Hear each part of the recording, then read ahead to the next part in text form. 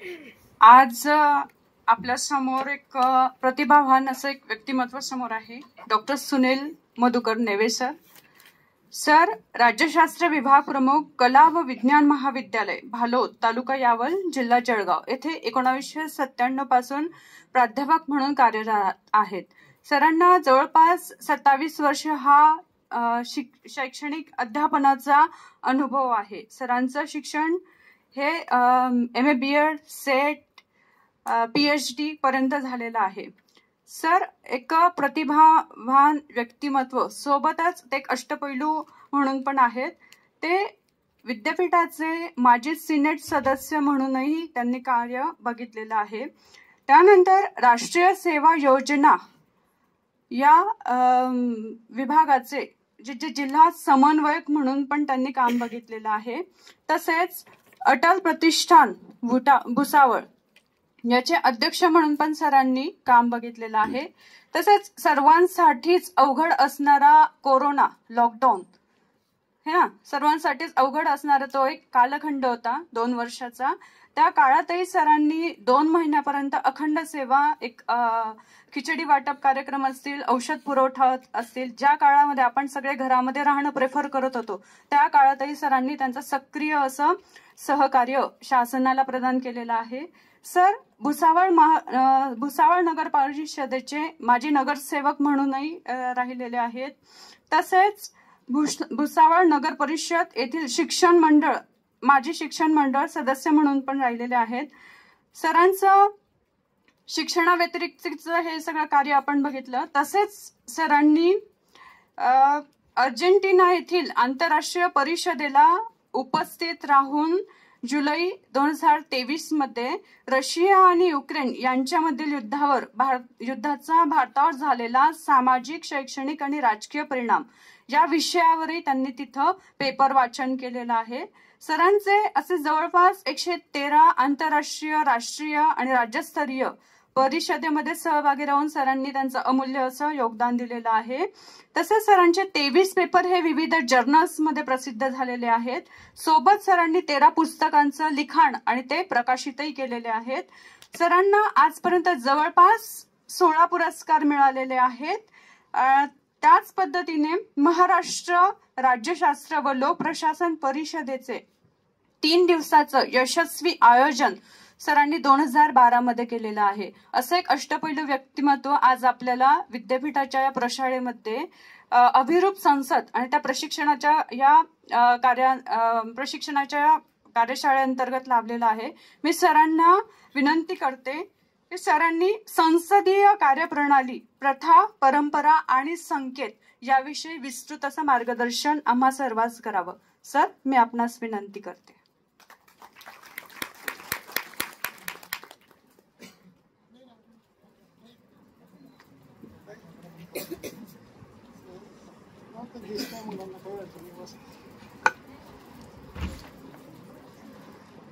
बस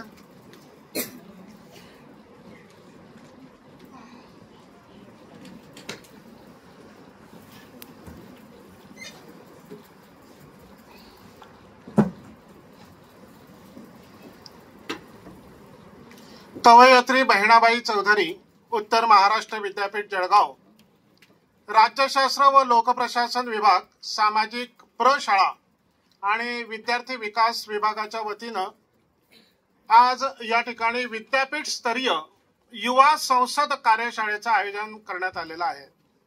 सर्वप्रथम या युवा संसद कार्यशाळेमध्ये आपण या उज्ज्वल भारताचं भविष्य तुमच्या सगळ्यांच्या हातामध्ये आहेत ते विद्यार्थी, विद्यार्थिनी, भगिनी आणि बंधू उपस्थित झालात त्याबद्दल मनपूर्वक हार्दिक स्वागत करतो. आजच्या या कार्यशाळेच्या या सत्राला उपस्थित असलेले आपल्या विद्यापीठाच्या या विभागाचे प्रमुख डॉक्टर उमेश गोगाडिया, आदरणीय डॉक्टर शेख सर, व्यासपीठावर उपस्थित असलेल्या डॉक्टर वर्षा पालखे मॅडम, त्याचबरोबर संयोजन समितीच्या सदस्य डॉक्टर अंजली बोदळे आणि उपस्थित सर्व विद्यार्थी, विद्यार्थिनी, भगिनी आणि बंधूंनो, मी मुद्दाम जाणीवपूर्वक आज या ठिकाणी PPTच्या माध्यमातून तुम्हाला काही स्लाइड्स दाखवण्याचा प्रयत्न करतोय मला दिलेल्या वेळेमध्ये. मला याची कल्पना आहे की या युवा संसदेमध्ये आम्ही सगळेजण यासाठी सहभागी झालेलो आहोत की अलीकडच्या काळामध्ये सगळेच असं म्हणतायत की युवकांनी आणि युवतींनी राजकारणामध्ये यायला हवं. राजकारणामध्ये यायला हवं म्हणजे पार्टी पॉलिटिक्स करावं असाच त्याचा अर्थ आहे असं होत नाही. राजकारणाच्या माध्यमातून समाजकारण करावं आणि समाजकारणाच्या माध्यमातून आपली लीडरशिप या ठिकाणी प्रभावित करावी, ते नेतृत्व विकसित करावं आणि त्याचा समाजाला फायदा करून द्यावा, यासाठी आपण राजकारणामध्ये यावं असं अनेक लोक आपल्याला वारंवार या ठिकाणी सांगतायत. आणि म्हणून ही जी युवा संसद कार्यशाळा विद्यापीठाच्या वतीने या ठिकाणी आयोजित केली आहे, मी असं समजतो की त्याचा एकमेव उद्देश फक्त हा आहे की तुम्ही इथे बसलेले सगळे जण जे आहेत त्यांनी राजकारणामध्ये यावं, शुद्धतेचं प्रतीक म्हणून त्या ठिकाणी यावं आणि राजकारणामध्ये ज्या वाईट गोष्टी असतील त्या संपवून एक चांगल्या राजकारणाला पुन्हा आपण सुरुवात करणार आहोत, ही भावना मनामध्ये ठेवून तुम्ही राजकारणामध्ये यावं, हा उद्देश या ठिकाणी या युवा संसद कार्यशाळेचा आहे. आणि मग हा उद्देश जर डोळ्यासमोर ठेवला तर यासाठी आवश्यक आहे सगळ्यात महत्वाची गोष्ट की ह्या महाराष्ट्रामध्ये किंवा आपल्या देशामध्ये जी संसद आहे आणि महाराष्ट्राचं जे विधिमंडळ आहे ते नेमकं चालतं कसं, आणि या विधिमंडळामध्ये अथवा संसदेमध्ये जर मला योग्य प्रतिनिधित्व मिळालं आणि मी तिथे गेलो तर मी कसं वागलं पाहिजे, कसं बोललं पाहिजे, माझा कोणत्या क्षेत्रामध्ये अभ्यास असला पाहिजे, याची तुम्हाला जवळून ओळख व्हावी म्हणून ह्या युवा संसदेचं आयोजन या ठिकाणी केलंय. आणि मी जे आतापर्यंत या ठिकाणी पाहिलं, याच्या पूर्वी पण युवा संसदेच्या कार्यशाळा मी अभ्यासल्या, पाहिल्या जवळून. 2 दिवस तुम्हाला थेरॉटिकल नॉलेज या ठिकाणी देण्याचा प्रयत्न या युवा संसदेच्या माध्यमातून होतोय आणि 3रा दिवस तुमच्या आयुष्याला कलाटणी देणारा दिवस असतो. कारण ह्या 3ऱ्या दिवशी तुम्हाला या ठिकाणी मॉक ड्रिल करायचं आहे, तुम्हाला प्रत्यक्ष संसद चालवायची आहे, प्रत्यक्ष विधिमंडळाचं कामकाज तुम्हाला चालवायचं आहे. आणि म्हणून त्या दृष्टिकोनातून मी आज तुमच्याशी या ठिकाणी जे बोलणार आहे ते 3रा दिवस डोळ्यासमोर ठेवून बोलतोय की तुम्हाला प्रॅक्टिकल करायचंय 3ऱ्या दिवशी.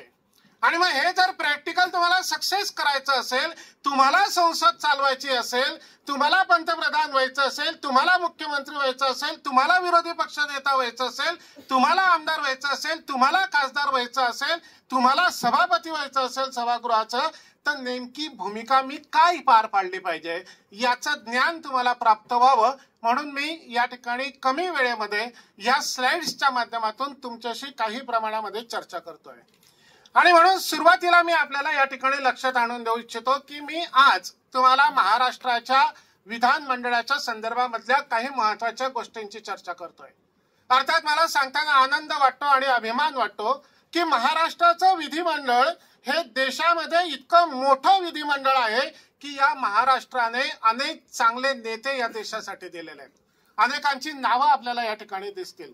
आणि म्हणून महाराष्ट्राच्या विधिमंडळामध्ये म्हणजे विधानसभेमध्ये आणि विधान परिषदेमध्ये या दोन्ही सभागृहांच्या माध्यमातून देशाला खूप चांगले नेते देण्याचा प्रयत्न या ठिकाणी आमच्या माध्यमातून झालेला आहे असं मला या ठिकाणी आपल्याला सांगायचं आहे. आणि एक मुद्दा लक्षात ठेवा की महाराष्ट्राचं विधानसभेचं जे पहिलं अधिवेशन झालं ते 19 जुलै 1937 या ठिकाणी झालं, 1937. आणि महाराष्ट्राच्या विधान परिषदेचं जे पहिलं अधिवेशन झालं ते झालं 20 जुलैला. आणि म्हणून 19 जुलै आणि 20 जुलै या ज्या 2 तारखा आहेत त्या तुमच्या आमच्या सगळ्यांच्या दृष्टीने अत्यंत महत्वाच्या आहेत असं मला या ठिकाणी आपल्याला सांगायचं आहे. सभागृहाची जी सदस्य संख्या आहे ती आपण सगळेजण बऱ्यापैकी राज्यशास्त्र आणि लोकप्रशासनाचा अभ्यास करणार आहे म्हणून आपल्याला माहिती आहे की महाराष्ट्राच्या विधानसभेची जी सदस्य संख्या आहे तर ती 289 इतकी आहे आणि विधान परिषदेची संख्या जी आहे ती 78 इतकी आहे. आता मी हे जे छायाचित्र तुम्हाला दाखवतोय हे नीट लक्षात घ्या. हे छायाचित्र आहे आपल्या महाराष्ट्राच्या विधान भवनाचं, की जे जुनं विधान भवन होतं, म्हणजे 1937च्या काळामध्ये असलेलं हे मुंबईचं. पुढचं हे जे आहे हे कौन्सिल हॉल पुण्याला, म्हणजे पूर्वी महाराष्ट्राच्या विधानसभेचं विधान परिषदेचं जे कामकाज होतं ते मुंबईला चालत नव्हतं, ते पुण्याला कौन्सिल हॉलला चालत होतं. आणि हे कौन्सिल हॉलचं छायाचित्र मी मुद्दाम तुम्हाला या ठिकाणी दाखवतोय. हे दुर्मिळ छायाचित्र आहे, हे तुम्ही या ठिकाणी लक्षात घ्या. आणि आत्ताचं जे विधान भवन आहे आपलं मुंबईचं, याच्याकडे नीट लक्ष द्या की याला विद्युत रोषणाई केलेली आहे. आणि इतकं सुंदर छायाचित्र या महाराष्ट्राच्या विधान भवनाचं आपल्याला या ठिकाणी दिसतंय. आणि साधारणतः 26 जानेवारी हा आपला प्रजासत्ताक दिन, 15 ऑगस्ट हा आपला स्वातंत्र्य दिन आणि त्याचबरोबर 1 मे हा महाराष्ट्र राज्य स्थापना दिवस जो आहे, या तीनही दिवशी या विधान भवनाच्या इमारतीला विद्युत रोषणाई केली जाते आणि ते झळाळून दाखवलं जातं असं आपल्याला दिसतं. आणि हे नागपूरचं आहे.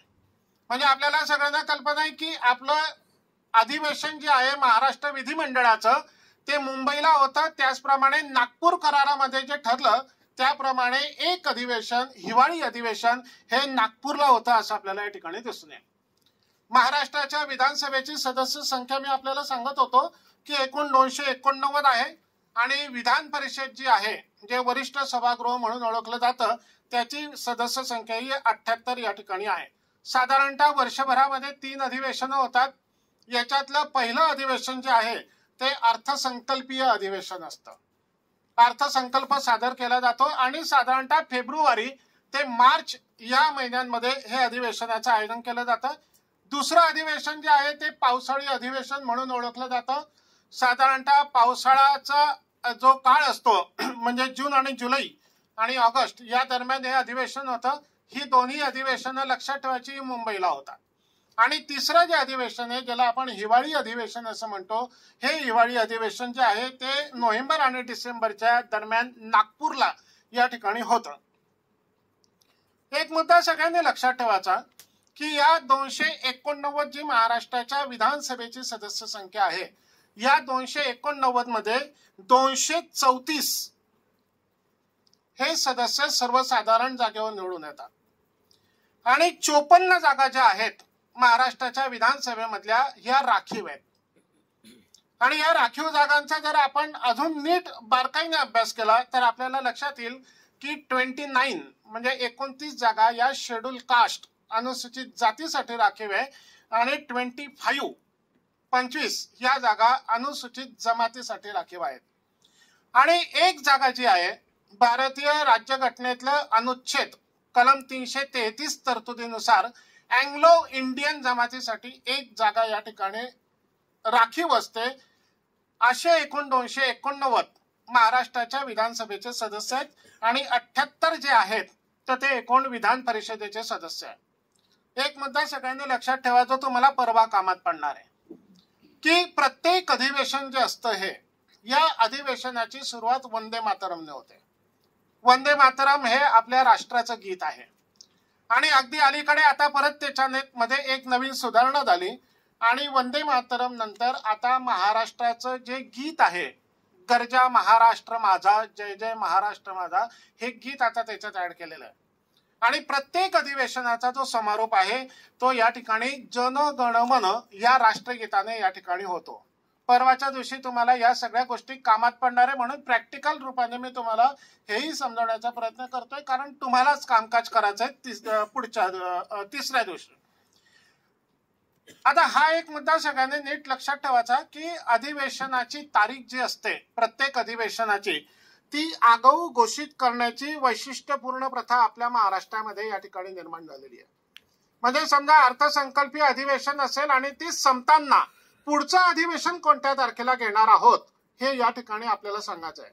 म्हणून परवा ज्या वेळेला तुम्ही संसदेचं कामकाज कराल त्यावेळेला त्या संसदेच्या कामकाजामध्ये आमचं पुढचं अधिवेशन आम्ही केव्हा घेणार आहोत ती तारीख तुम्हाला जो कोणी या ठिकाणी सभापती असेल त्याला या ठिकाणी सांगावं लागतं.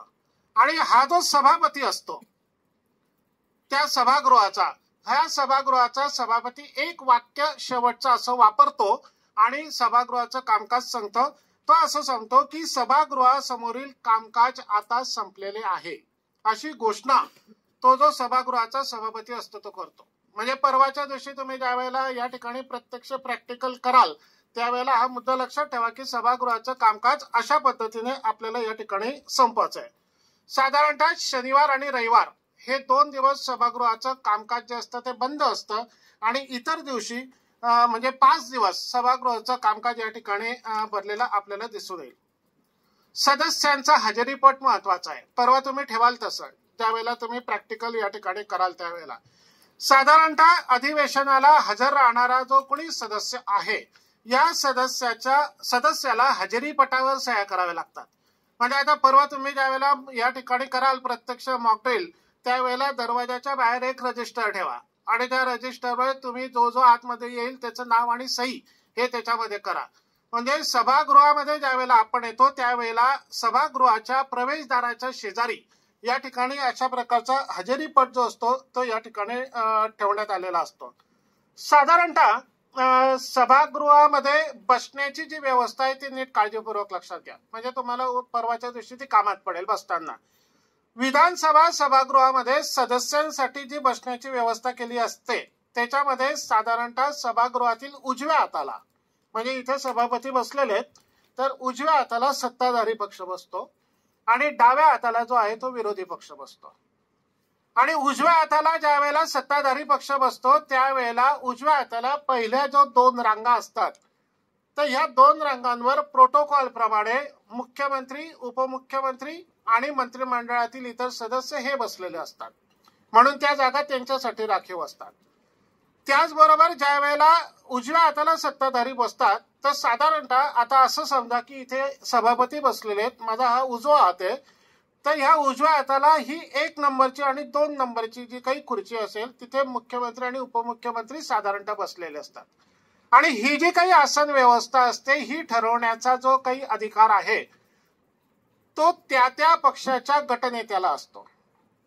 म्हणजे वेगवेगळे राजकीय पक्ष असतात मग त्या प्रत्येक राजकीय पक्षाला तो अधिकार असतो की ह्या मंत्री आणि मुख्यमंत्र्यांची जागा फिक्स असते त्याच्यानंतर जे आमदार बसलेले असतात मागे तर त्यांची जागा त्या त्या पक्षाचे गटप्रमुख हे फायनल करत असतात.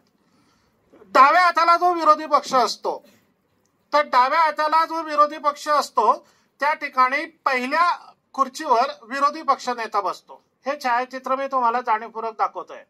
हे विधानसभेचं नागपूरचं विधान भवनाचं चित्र आहे आणि समोर सभापती आहे आणि अशा प्रकारची रचना सभागृहातली या ठिकाणी असल्याचं आपल्याला लक्षात येईल. या पद्धतीने परवा तुम्ही ज्या वेळेला बसणार आहात त्यावेळेला जर अशा पद्धतीने तुम्ही रचना केली तर मग ते या ठिकाणी अधिक उत्तम आपल्याला होणार आहे.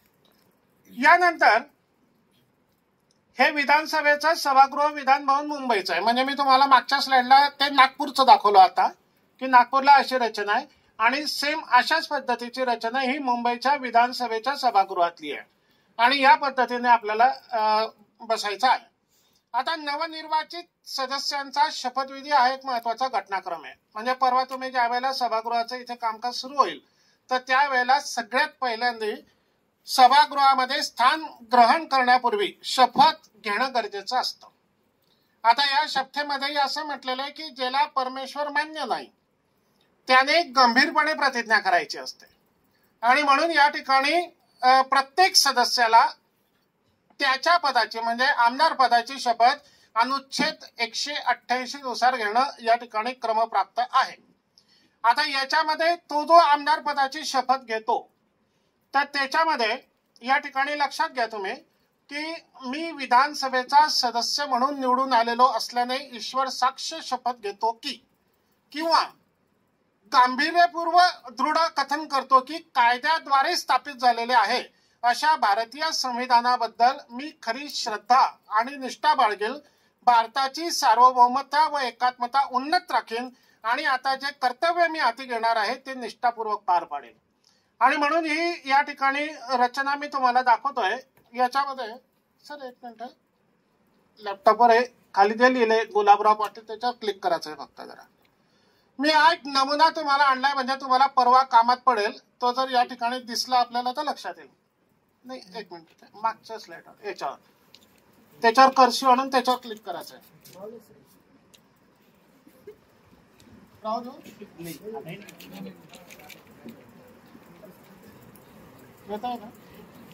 महाराज त्याच्यावर क्लिक करायचं.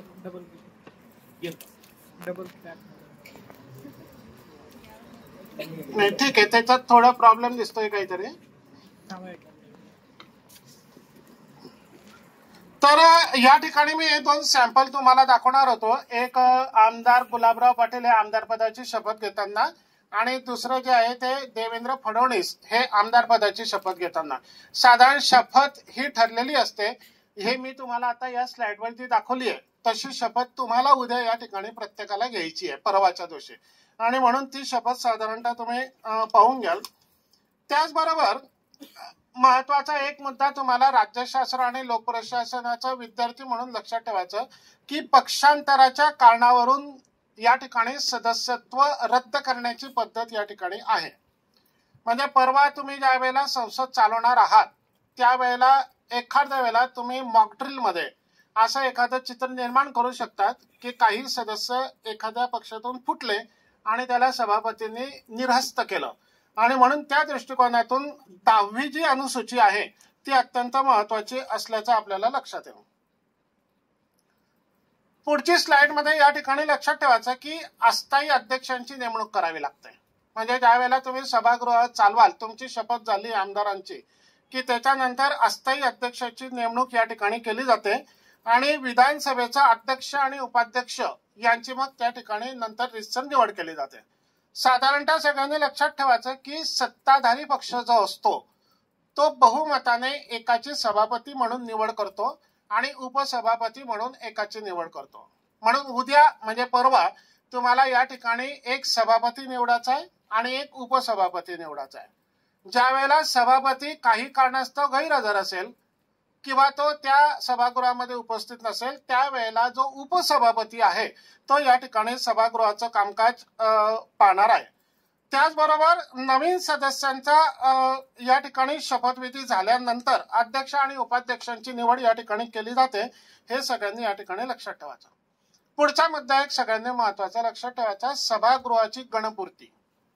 म्हणजे तुम्ही जर लक्षात घेतलं तर महाराष्ट्राच्या विधानसभेची एकूण सदस्य संख्या 289 एवढी आहे, आणि सभागृहाच्या नियमावलीप्रमाणे एकूण 29 सदस्य उपस्थित राहणं गरजेचं आहे. म्हणजे 1 म्हणजे 290 ही सभागृहाची सदस्य संख्या, म्हणून 29 सभागृहामध्ये सदस्य उपस्थित असणं गरजेचं आहे. उद्या सभागृहाचं ज्या वेळेला तुम्ही कामकाज करणार आहात त्यावेळेला याची पण काळजी आपण प्रत्येकाने घ्यायची, ती लक्षात ठेवायची आहे. राज्यपालांचं अभिभाषण या ठिकाणी होत असतं सभागृहामध्ये. हा मुद्दा सगळ्यांनी नीट लक्षात ठेवायचा की ज्या वेळेला नव्याने निवडणुका झाल्यानंतर पहिलं जे अधिवेशन होतं, या पहिल्या अधिवेशनामध्ये संयुक्त अधिवेशन होतं विधानसभा आणि विधान परिषदेचं, आणि राज्यपाल त्याच्यामध्ये जे भाषण देतात त्याला अभिभाषण असं या ठिकाणी म्हटलं जातं. साधारणतः सरकारने काय करायचं आहे, सरकारने काय केलेलं आहे, आणि पुढच्या काळामध्ये आम्ही कोणते धोरण या ठिकाणी आखणार आहोत याचा उल्लेख त्या ठिकाणी असतो. आणि म्हणून सभागृहाचा तुम्ही ज्या वेळेला कामकाज कराल त्यावेळेला 1-2-3 मिनिटं तुम्ही राज्यपाल म्हणून या ठिकाणी एखाद्याला बोलवावं आणि त्याने सभागृहासमोर अभिभाषण करावं, असा मुद्दा या ठिकाणी सगळ्यांनी लक्षात ठेवायचा. आता सभागृहाचं जे कामकाज असतं त्याची कार्यक्रम पत्रिका ही फक्त मी तुम्हाला एकदा लक्षात आणून देतोय. साधारणतः याच्याप्रमाणे कामकाज चालणं अपेक्षित असतं. याच्यामध्ये शपथ घेणं, त्याच्यानंतर प्रश्न, राज्यपालांच्या अभिभाषणाची प्रत सभागृहाच्या पटलावर ठेवणं, राज्यपालांच्या अभिभाषणाबद्दल आभार प्रदर्शनाचा प्रस्ताव, मंत्र्यांचा परिचय, शोक प्रस्ताव, अध्यादेश या ठिकाणी समोर ठेवणं, सभागृहाच्या पटलावर ठेवायची कागदपत्र, पुरवणी मागण्या सादर करणे, अतिरिक्त मागण्या या ठिकाणी सादर करणे, राज्यपालांकडून आलेले संदेश जे आहेत ते वाचून दाखवणे, विधानसभेकडून आलेले संदेश वाचून दाखवणे, त्याचबरोबर अशासकीय विधेयक आणि ठराव समितीचे प्रत्युत्तर सादर करणे इत्यादी कामं या ठिकाणी करावी लागतात. त्याचबरोबर विनंती अर्ज या ठिकाणी सादर करणं, लक्षवेधी सूचना प्रश्न मी पुढे सांगतोय तुम्हाला. लक्षवेधी सूचना वगैरे म्हणजे तुम्हाला प्रॅक्टिकल करायचं इथं. अतिरिक्त मागण्यांवर चर्चा अशा प्रकारचं या ठिकाणी ही सभागृहाची जी कार्यक्रम पत्रिका आहे ती या क्रमाने आपल्याला पुढे घ्यायची आहे. याच्यामध्ये अर्धा तास चर्चा आहे, त्याच्याबरोबर समित्यांच्या निवडणुकींचा प्रस्ताव आहे. ही वेगवेगळी कार्यक्रम पत्रिका जी आहे सभागृहाची, अशा पद्धतीने सभागृहाचं कामकाज या ठिकाणी चालणार आहे. याच्यामध्ये अल्पकालीन चर्चा आहे, अर्धा तास चर्चा आहे. त्याच्यानंतर अध्यक्ष आणि उपाध्यक्ष यांच्या अनुपस्थितीमध्ये सभागृहाचं कामकाज चालवण्यासाठी अध्यक्षांना महाराष्ट्राच्या विधानसभेच्या नियम 8 नुसार विधानसभा सदस्य जे आहेत त्यांच्यामधून 4 जणांची तालिका अध्यक्ष म्हणून निवड करण्याचा अधिकार असतो. म्हणजे सभापती आणि उपसभापती हे दोन्ही नसताना सभागृहातल्या एखाद्या ज्येष्ठ सदस्याला या ठिकाणी तालिका अध्यक्ष म्हणून नेमण्याचा अधिकार आहे. म्हणजे मला असं वाटतं परवा तुम्ही ज्यावेळेला मॉकड्रिल कराल त्यावेळेला हाही एक प्रयोग त्याच्यामध्ये करायचा की सभापती आणि उपसभापती नाहीत असं गृहीत धरून तुमच्यातलं 4 जणांची निवड करायची आणि त्यांना सभागृहाचं त्यावेळेचं तालिकाध्यक्ष म्हणून त्यांची नियुक्ती करावी असं आपण या ठिकाणी करावं. पुढचा मुद्दा आहे तो म्हणजे हरकतीचा मुद्दा आणि मानहानिकारक आणि अपमानास्पद अभिकथन स्पष्टीकरण नियम 48. परवा तुम्ही ज्या वेळेला सभागृहाचं कामकाज कराल त्यावेळेला हे सगळं कामकाज होत असताना हा नियम सभागृहाचा लक्षात ठेवायचा की सभागृहामध्ये एखाद्या सदस्याबद्दल व्यक्तिगतरित्या आपल्याला टीका टिप्पणी करता येत नाही. अपमान होईल असं अपमानास्पद बोलणं या ठिकाणी चालत नाही. आणि असा एखादा शब्द जर कधी या ठिकाणी निघाला तर सभापती सभागृहाच्या कामकाजावरून तो शब्द या ठिकाणी काढून टाकतात आणि तशा प्रकारची त्या ठिकाणी प्रामुख्याने घोषणा करत असतात. एखाद्या सदस्याला असं वाटलं की एखाद्या सभागृहाच्या सदस्याविषयी त्याला बोलायचं असेल व्यक्तिगत पातळीवर तर त्याला तशी परवानगी पहिल्यांदा घ्यावी लागते. सभागृहाचा जो सभापती असतात त्यांना कळवावं लागतं की मला उद्या बोलायचं आहे आणि मी या सदस्याच्या बद्दल माझं मत मांडणार आहे आणि जर सभापतीने त्याला परवानगी दिली तरच त्याला या ठिकाणी बोलण्याचा अधिकार आहे असं लक्षात ठेवायचं. हा पुढचा एक मुद्दा आहे तुम्हाला कामात पडणारा तो म्हणजे डिव्हिजन ऑफ वोट्स. म्हणजे एखाद्या सभागृहामध्ये ज्या वेळेला आपण विधेयक मांडतोय हे विधेयक ज्या वेळेला तुम्ही मांडणार असाल तर त्यावेळेला बऱ्याच वेळेला सभागृहामध्ये या विधेयकावर मतदान करावं किंवा मतदान घ्यावं अशी मागणी सदस्य करतात. तुम्ही करू शकतात परवाच्या दिवशी. आणि मग ज्या वेळेला एखाद्या सभागृहावर त्या ठिकाणी चर्चा होते, समजा परवा एखादं विधेयक घेतलं तुम्ही महिलांच्या अधिकाराच्या संदर्भामधलं आणि या विधेयकावर चर्चा झाली, मग एखाद्याने मागणी केली सभापतींना किंवा याच्यावर वोटिंग करा की हे विधेयक मंजूर करायचं का नाही करायचं. मग सभापती या ठिकाणी त्या विधेयकावर चर्चा घडवून आणल्यानंतर सगळ्या उपस्थित असलेल्या सदस्यांना विचारतात की जे या विधेयकाच्या बाजूने असतील म्हणजे अनुकूल असतील त्यांनी होय म्हणावं. मग समोर उपस्थित असलेले जे सभागृहातले सदस्य असतात ज्यांना होय म्हणायचंय ते हात वरती करतात आणि होय असं म्हणतात. पुढचं सभापती या ठिकाणी म्हणतात की या विधेयकाच्या प्रतिकूल बाजूने ज्यांचं मत असेल त्यांनी नाही असं म्हणायचं, नो. मग त्या ठिकाणी ज्यांना नाही म्हणायचं असेल ते हात वरती करतात आणि नो असं म्हणतात. ज्या वेळेला यस म्हणणारे ची संख्या जर अधिक असेल तर सभापतींना तो अधिकार आहे सभागृहातलं एकूण सगळं पाहून की यस म्हणणारे अधिक आमदार आहेत तर त्यावेळेला सभापती घोषणा करतात की हे विधेयकाच्या बाजूने अनुकूल मतं जास्त असल्यामुळे हे विधेयक सभागृहामध्ये मंजूर झालं. आणि जर नोची संख्या जास्त असेल तर मग अर्थात हे विधेयक नामंजूर झालं अशी घोषणा सभापती प्रामुख्याने या ठिकाणी करत असतात. याच्यामध्ये अजून एक मुद्दा सगळ्यांनी लक्षात ठेवायचा की एखाद्या वेळेला यस आणि नो ही एक बाजू झाली डिव्हिजन ऑफ वोटची. पण बऱ्याच वेळेला असं होतं की एखादा सदस्य असं म्हणतो की यस आणि नो या आवाजी मतदानावर आमचा विश्वास नाही, मतदान करा, अशी मागणी एखादा सदस्य करू शकतो. आणि सभापतींना जर असं वाटलं की हो या विधेयकावर आवाजी मतदानापेक्षा आपण प्रत्यक्ष मतदान करावं असं जर सभापतींचा समज झाला तर सभापती अशा प्रकारचं मतदान करतात। प्रत्येक उपस्थित सदस्याला चिठ्ठी दिली जाते आणि त्याच्यावर यस नो असं या ठिकाणी लिहिलं जातं आणि मग या ठिकाणी ती विनंती डिव्हिजन ऑफ वोट्स ची या ठिकाणी सभापती मंजूर करतात आणि त्याच्यामध्ये ज्यांच्या अधिक चिठ्ठ्या निघालेल्या असतील अर्थात त्यांचा विजय होतो। यस असेल तर यस, नो असेल तर नो। आणि म्हणून परवाच्या दिवशी असा एखाद्या विधेयकावर जो सभापती या ठिकाणी होणार असेल तर त्याने डिव्हिजन ऑफ वोट्स असं या ठिकाणी करावं असं मला या ठिकाणी वाटतं। आता हा एक मुद्दा मी तुम्हाला नव्याने सांगतोय तुमच्या ज्ञानामध्ये भर पडण्यासाठी म्हणून। बऱ्याच वेळा सभागृहाचं कामकाज चालत असताना काही कायदेशीर बाबी निर्माण होतात आणि या कायदेशीर बाबी निर्माण झाल्यानंतर सभापती महोदयांना निर्णय देणं कठीण जातं। अशा वेळेला भारताच्या राज्यघटनेमधील अनुच्छेद 177 नुसार अशी नोंद केलेली आहे की या महाअधिवक्ता जो असतो या महाअधिवक्त्याला राज्याच्या विधानसभेमध्ये किंवा विधान परिषदेमध्ये सभागृहामध्ये संयुक्त बैठकीमध्ये उपस्थित राहता येतं आणि आपलं मत मांडता येतं। राज्याचा महाअधिवक्ता म्हणजे ॲडव्होकेट जनरल। या महाअधिवक्ता जो असतो या महाअधिवक्त्याला सभागृहामध्ये येण्याचा अधिकार आहे। त्या एखाद्या विशिष्ट प्रश्नावर तो आपलं मत या ठिकाणी मांडू शकतो पण सभागृहामध्ये होणाऱ्या कोणत्याही मतदानाच्या प्रक्रियेमध्ये मात्र त्याला या ठिकाणी भाग घेता येत नाही, हे सगळ्यांनी लक्षात ठेवायचं। आता हा पुढचा एक महत्त्वाचा मुद्दा जो तुमच्या सगळ्यांसाठी आहे म्हणजे ज्या वेळेला तुम्ही प्रॅक्टिकल करणार आहात या संसदेचं त्यावेळेला सगळ्यांनी लक्षात ठेवायचं की संसदेचं कामकाज विधिमंडळाचं कामकाज चालण्यासाठी प्रत्येक सदस्याला काही आयुध मिळाली आहे, शस्त्र, की ह्या शस्त्रांचा वापर म्हणजे संसदीय शस्त्रांचा की या शस्त्रांचा वापर तो या ठिकाणी करू शकतो। आणि विधानसभेच्या बैठकीची जी सुरुवात आहे ती साधारणतः प्रश्नोत्तरांच्या तासाने होते।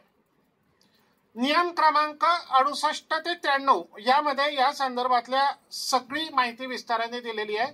साधारणतः प्रश्नांचे 3 प्रकार आहेत म्हणजे तुम्ही परवा ज्या वेळेला कराल त्यावेळेला लक्षात ठेवा।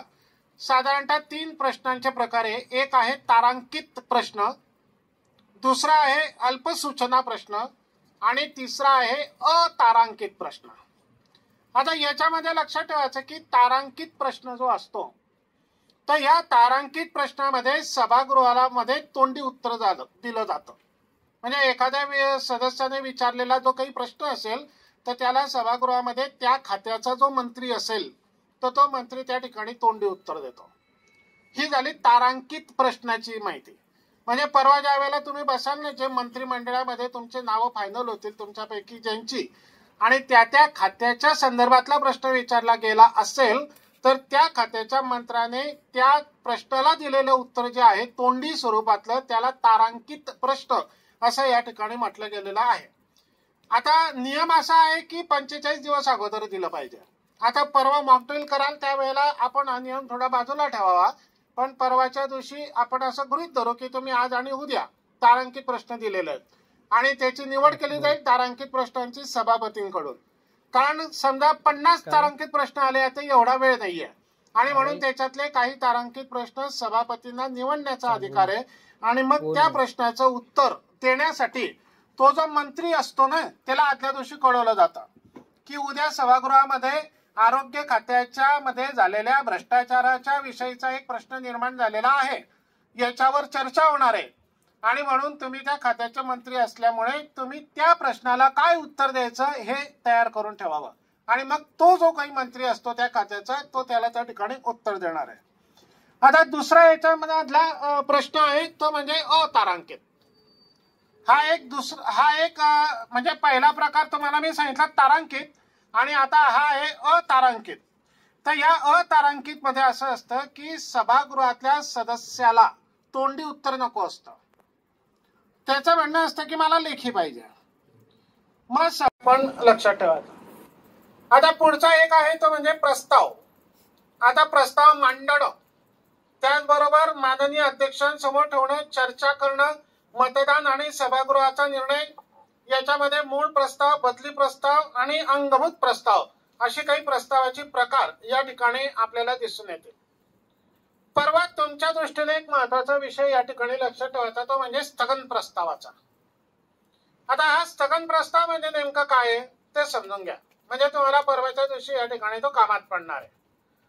म्हणजे ज्या वेळेला सभागृह सुरू असतं, कामकाज चालू आहे सभागृहाचं, आणि एखाद्या सदस्याला असं वाटलं की या सभागृहामध्ये आज ह्या प्रश्नावर चर्चा झाली पाहिजे, मग कोणत्या विषयांवर, तर राज्यामध्ये भूकंप आला असेल, नैसर्गिक संकट ओढवलेलं असेल, एखादा मोठा बसचा अपघात झाला त्याच्यामध्ये अनेक शेकड्यांनी लोक मारले गेले असतील, एखाद्या ठिकाणी राज्यामधल्या एखाद्या ठिकाणी एखादा अनैतिक प्रकार झालेला असेल, बलात्कार झाला असेल, खून झाला असेल, या सदस्यांना मिळालेला हा एक अत्यंत महत्वपूर्ण अशा प्रकारचा अधिकार आहे.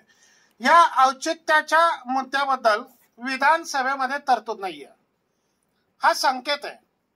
संकेत कसा असतो की एखाद्या सदस्याला असं वाटलं की मी मधूनच एखाद्या प्रश्नावर या ठिकाणी बोलावं, तर तो सभागृहाच्या सभापतींना हात उंच करून मागणी करतो की मला औचित्याचा मुद्दा मांडायचा आहे, म्हणजे पॉइंट ऑफ प्रायोरिटी.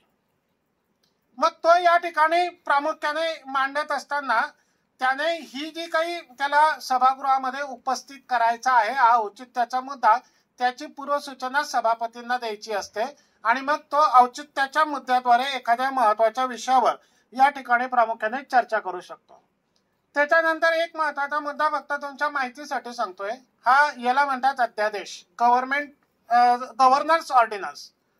म्हणजे ज्या वेळेला सभागृहाचं कामकाज सुरू नसेल, लक्षात ठेवा मी काय सांगतोय, ज्या वेळेला सभागृहाचं कामकाज चालू नसेल, म्हणजे वर्षभरामध्ये 3 वेळा सभागृह चालतं, 3 अधिवेशनं असल्यामुळे, पण ह्या 3 अधिवेशनाच्या व्यतिरिक्त जर एखादा निर्णय करणं अत्यंत गरजेचं असेल, त्या संदर्भातला कायदा करणं अत्यंत गरजेचं असेल, तर अशा वेळेला त्या राज्याचे राज्यपाल हा अध्यादेश काढतात आणि ह्या अध्यादेशाला कायद्याचं स्वरूप असतं.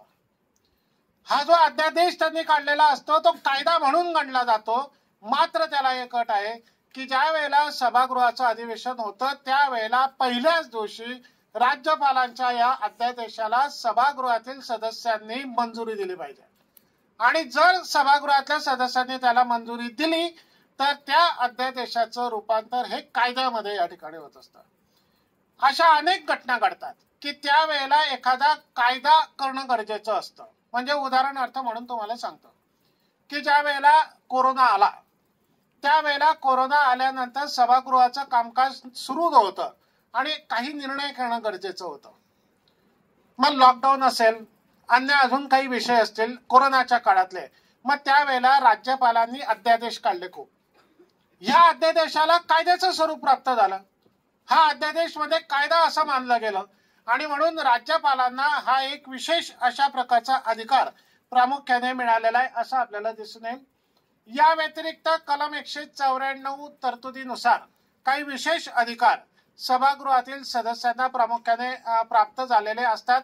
या विशेष अधिकाराकडेही आपण प्रामुख्याने लक्ष द्यावं. विशेष हक्कभंग जो आहे तो एक महत्वाचा विषय आहे. म्हणजे परवा तुम्ही एखाद्याला कामात पडू शकतो तुम्हाला की सभागृहातील एखाद्या सदस्यावर जर कोणी टीका केली व्यक्तिगत स्वरूपाची, त्याची निंदा नालस्ती केली, तुम्ही परवा कामकाज करणार आहेत आणि त्याच्या बोलण्याच्या ओघामध्ये जर कधी तुम्ही एखाद्या उपस्थित असलेल्या सदस्याला काही बोलले गेले बोलण्यामध्ये, तर त्या सदस्याला जर असं वाटलं की हे माझी निंदा नालस्ती करणारं वक्तव्य आहे, माझ्यावर टीका करणारं वक्तव्य आहे, तर तो सभागृहासमोर हक्कभंग मांडू शकतो प्रस्ताव. तो सभापतींना सांगू शकतो की माझा हक्कभंग झालेला आहे. म्हणजे उदाहरणार्थ सांगतो की एखाद्या सदस्याने रागाच्या भरामध्ये असं बोलले की काय चाललंय महाराष्ट्रामध्ये, कायदा आणि सुव्यवस्था कोलमडून पडली आहे, कोणी कोणाचं ऐकत नाहीये, खून होत आहेत, बलात्कार होत आहेत, या ठिकाणी बॉम्बस्फोट होत आहेत, कुठे आहे कायदा आणि सुव्यवस्था, आणि हे आमचे मंत्री महोदय बसले बहिरे, काहीच ऐकत नाही, असं म्हटल्यानंतर त्या मंत्र्याला जर असं वाटलं की मला बहिरा म्हटलं, तर तो सभागृहाच्या अध्यक्षांना विनंती करू शकतो की ही माझी निंदा नालस्ती आहे, ही माझ्यावर व्यक्तिगत केलेली टीका आहे, हा हक्कभंग आहे माझा, सदस्याला असं म्हणणं हे चुकीचं आहे, अशा प्रकारचा हक्कभंग प्रस्ताव या ठिकाणी तो मांडू शकतो. आणि म्हणून तुम्ही परवा ज्या वेळेला सभागृहाचं कामकाज करणार आहात त्यावेळेला अशा प्रकारचंही काही कामकाज करा. सभागृहाच्या पटलावरून असे काही शब्द मग बाहेर काढले जातात. म्हणजे महाराष्ट्राच्या विधानसभेमध्ये अनेक किस्से या संदर्भातले असे घडलेले आहेत की ज्या ज्या वेळेला सदस्य एखाद्या विषयावर बोलतात त्यावेळेला त्यांच्या तोंडातून अनाहूतपणे असे शब्द या ठिकाणी बाहेर पडतात. म्हणजे मला उदाहरण म्हणून तुम्हाला सांगायचं वाटतं की ज्या वेळेला R.R. आबा पाटील महाराष्ट्र राज्याचे गृहमंत्री होते आणि त्यावेळेला विरोधी पक्षनेते म्हणून एकनाथ खडसे होते, तर त्यावेळेला एक कायदा आणि सुव्यवस्थेवर बोलत असताना एकनाथ खडसे यांच्याकडून असं बोललं गेलं होतं की हे सरकार म्हणजे काय, तर हे सरकार गेंड्याच्या कातडीचं सरकार आहे. आणि हा शब्द प्रयोग ज्या वेळेला बोलला गेला त्यावेळेला R.R. आबांनी त्याच्यावर आक्षेप घेतला होता. आणि म्हणून अशा प्रकारचं वक्तव्य सभागृहामध्ये करावं का करू नये याच्या संदर्भातली एक नियमावली अलीकडच्या काळामध्ये निर्देशित करण्यात आलेली आहे. आणि असे काही शब्द आले तर ते बाहेर काढले जातात. पण परवा तुम्ही ज्या वेळेला मॉकड्रिल कराल त्यावेळेला अशा प्रकारचं एखादं आक्रमक भाषण एखाद्या विषयाला घेऊन तुमच्यापैकी एखाद्या सदस्याने जर कधी केलं तर मग इथे संसद खऱ्या अर्थाने अस्तित्वात आलेली असं आपल्याला लक्षात येईल. म्हणून तयारी करून ठेवा मित्रांनो. एखादा विषय घ्या, त्या विषयावर बोलता येईल तुम्हाला. म्हणजे मग तो जळगाव जिल्ह्यातला विषय घ्या, तुमच्या तालुक्यातला विषय घ्या, तुमच्या गावातला विषय घ्या, तुमच्या परिसरातला विषय घ्या. आणि ह्या ठिकाणी अशा प्रकारे सभागृहामध्ये जर तुम्ही आक्रमकपणे केलं तर लिडरशिप आपली जी काय आहे ती या ठिकाणी डेव्हलप होऊ शकते. पुढचा एक मुद्दा तुम्हाला आवर्जून सांगायचा आहे की सभागृहामधील सदस्यांना अटक स्थानबद्धता ज्या वेळेला होते म्हणजे एखाद्याला अटक केली जाते तर त्याची माहिती सभागृहाच्या सभापतींना देणं गरजेचं असतं. म्हणजे पोलिसांनी एखाद्या आमदाराला अटक केली तर तात्काळ त्या पोलीस डिपार्टमेंटला सभागृहाच्या अध्यक्षांना कळवावं लागतं की तुमच्या सभागृहातील अशा अशा सन्माननीय सदस्यांना आम्ही अटक केलेली आहे. सभागृहाच्या नियमांमध्ये हे निर्देशित केलेलं आहे. एखाद्या सदस्याला एखाद्या गंभीर गुन्ह्याखाली जर अटक करायची असेल तर ते सुद्धा सभागृहाच्या अध्यक्षांना सांगून त्याला अटक करावी लागते की आम्ही या सदस्याला अशा अशा कारणास्तव या ठिकाणी अटक करणार आहोत. आणि म्हणून अशा प्रकारची एक तरतूद आपल्या राज्य सरकारने या ठिकाणी प्रामुख्याने केलेली आहे. आता हे तुमच्यासाठीच आहे. म्हणजे हे प्रॅक्टिकल तुम्ही ज्यावेळेला परवा करणार आहोत तो कागदोपत्री काही समित्या तयार करता येऊ शकतात तुम्हाला. म्हणजे या विधानमंडळाच्या ज्या वेगवेगळ्या समित्या आहेत त्याच्यात अंदाज समिती आहे, पंचायत राज समिती आहे, लोकलेखा समिती आहे, अशा वेगवेगळ्या समित्या आपल्याला दिसून येतील. अनुसूचित जमाती कल्याण समिती आहे, अल्पसंख्याक कल्याण समिती आहे, त्याचबरोबर मराठी भाषा समिती आहे. विधानमंडळाच्या काही समित्या या ठिकाणी तुम्हाला अजून दिसून येतील. आश्वासन समिती आहे, सदस्यांची अनुपस्थिती समिती आहे. म्हणजे या सगळ्या समित्या तुम्ही कागदोपत्री तरी तयार करू शकाल कारण तुम्हाला एक दिवस मॉकड्रिलला. पण या समित्या जर तुम्ही तयार केल्या त्याचं अहवालामध्ये रिपोर्टिंग मध्ये काम पडेल तुम्हाला. आणि म्हणून जे कोणी तुमच्या मधले लीडर्स असतील त्यांनी अशा प्रकारच्या या समित्या करा. सभापती जे आहे सभागृहाचे जे होणार आहे परवाच्या दिवशी तर त्यांनी अशा प्रकारच्या समित्यांची स्थापना करावी असं मला प्रामुख्याने या ठिकाणी वाटतंय. याच्यामध्ये सदस्यांचे वेतन भत्ते करणारी समिती, त्याचबरोबर माजी सदस्यांच्या निवृत्ती वेतनाची समिती आहे. आता बाई याच्यामध्ये तुम्हाला एक समिती दिसेल की राज्यात 33 कोटी वृक्ष लागवडीसाठी राबवण्यात आलेल्या विशेष मोहिमेबाबतची समिती. म्हणजे एखाद्या महत्वाच्या विषयावर अशा प्रकारची समिती ही स्थापन करता येऊ शकते तसा अधिकार या ठिकाणी सभापतींना आहे. त्याच्यानंतर वातावरणीय बदलासंदर्भामधली संयुक्त समिती अशा काही समित्या या ठिकाणी मी सांगितलेल्या आहे. त्याचबरोबर ग्रंथालय समिती वगैरे असेल असं आहे. आणि हा एक महत्वाचा मुद्दा तुम्हाला अजून सांगतोय तो म्हणजे संक्षिप्त अहवाल पत्रक आणि बुलेटिनचं प्रकाशन. परवा तुम्ही करू शकता एखाद्याचं म्हणजे एक 2-3 पानांची पुस्तिका तयार करा एखाद्या विषयावरची. करता येईल तुम्हाला. 2 दिवस आहे तुमच्याजवळ आता. तर याच्यामध्ये विधानसभेचं अधिवेशन संपल्यानंतर सर्व कक्षांना त्यांच्याशी संबंधित असलेल्या विविध बाबींच्या कामकाजाविषयीची एखादी पुस्तिका प्रकाशित करता येते. ग्रंथालय विभागाचं हे काम आहे. त्याचबरोबर सदस्यांना अधिवेशनासंबंधी अन्य माहिती त्वरित मिळावी याकरता विधानमंडळ सचिवाकडून वेळोवेळी पत्रकं बुलेटिन या ठिकाणी प्रकाशित करता येतात. ही पत्रकं आणि बुलेटिन तुम्ही या ठिकाणी प्रकाशित करू शकता. मला तुम्हाला फक्त एवढंच सांगायचं आहे की परवा ज्या वेळेला सभागृहाचं तुम्ही कामकाज करणार आहात त्यावेळेला त्याच्यामध्ये जिवंतपणा असला पाहिजे. तो कृत्रिमता नको.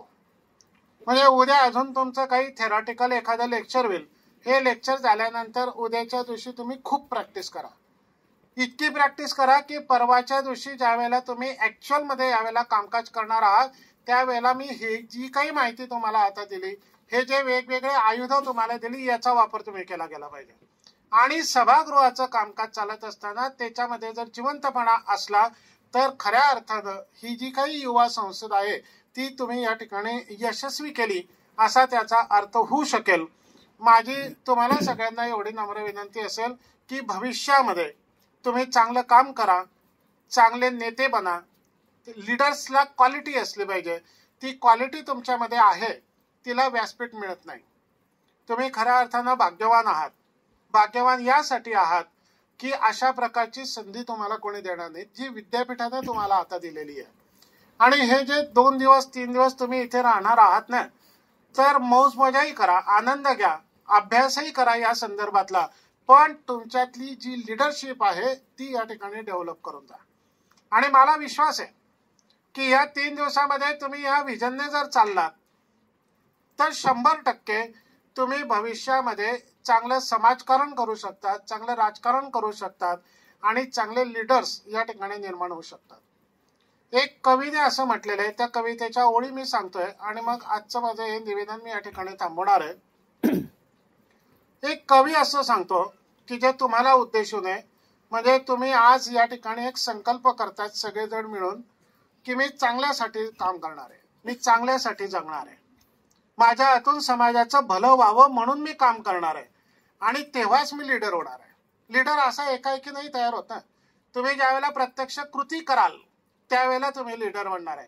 म्हणून तुमच्यासाठी आहे की तो कवी असं म्हणतो की तुम्ही असं काम करा समाजामध्ये जाऊन की तेल नाही, तूप नाही, आधाराचा हात नाही, तेल नाही, तूप नाही, आधाराचा हात नाही, त्याच्या घरी जाऊन एकदा तरी एक दिवा लाव, एक दिवा लाव.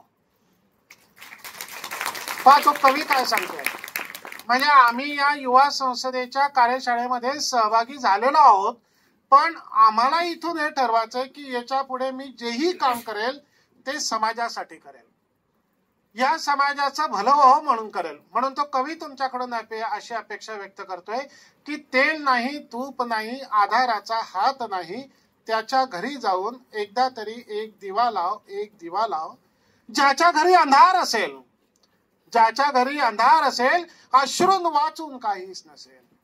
ज्याच्या घरी अंधार असेल, अश्रून वाचून काहीच नसेल, त्याच्या घरी जाऊन एकदा तरी एक दिवा लाव, एक दिवा लाव, एक दिवा लाव. हे दिवा लावण्याचं काम इथे बसलेल्या तुम्ही सगळ्यांनी जर कधी केलं तर मला विश्वास आहे की या युवा संसदेच्या कार्यशाळेच्या माध्यमातून तुम्ही खऱ्या अर्थानं समाजाचं लीडर व्हाल, आपल्या घरामध्ये लीडर व्हाल, या देशामध्ये आपण लीडर व्हाल आणि एक चांगलं यश तुम्हाला या ठिकाणी प्राप्त होऊ शकेल. हे सगळं करा आणि स्वतःच्या आई वडिलांना मात्र कधीच विसरू नका. तर तुम्ही या देशामध्ये खऱ्या अर्थानं आमदार व्हाल, खासदार व्हाल, लोकप्रतिनिधी व्हाल आणि लीडर व्हाल आणि तुमच्या हातून चांगलं काम या ठिकाणी होईल असा मला आत्मविश्वास आहे. मला विद्यापीठानं या ठिकाणी बोलवलं आणि ही संधी प्राप्त करून दिली त्याबद्दल विद्यापीठाचं, सामाजिक प्रशाळेचं मी या ठिकाणी मनपूर्वक धन्यवाद व्यक्त करतो. आणि तुम्ही सगळ्यांनी मी जी काही माहिती या ठिकाणी दिली ती ऐकून घेतली त्याबद्दल तुमचं सगळ्यांचं आभार व्यक्त करतो आणि थांबतो. धन्यवाद. जय हिंद, जय भारत.